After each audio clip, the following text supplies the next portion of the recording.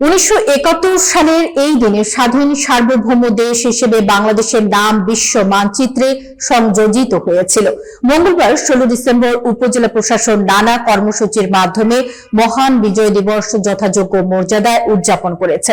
বালিয়াডাঙ্গি প্রতিনিধি মোহাম্মদ কামাল উদ্দিন জানান, সূর্যোদয়ের সঙ্গে সঙ্গে 31 বার তোপধ্বনির মধ্য দিয়ে দিবসের আনুষ্ঠানিকতা শুরু হয়।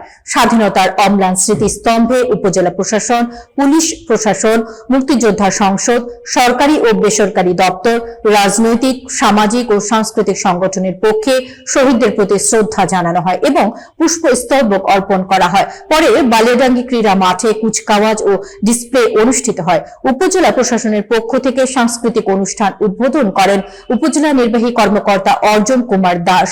অনুষ্ঠানে উপস্থিত ছিলেন সহকারী কমিশনার আহসানুল হক, উপজেলা কৃষি কর্মকর্তা তামান্না ফেরদৌস, থানা অফিসার ইনচার্জ বুলবুল আহমেদ, উপজেলা আনসার ব্যাটালিয়নের সদস্যরা, ফায়ার সার্ভিস কর্মকর্তারা, উপজেলা বিএনপি অঙ্গ সহযোগী সংগঠনের নেতাকর্মীরা।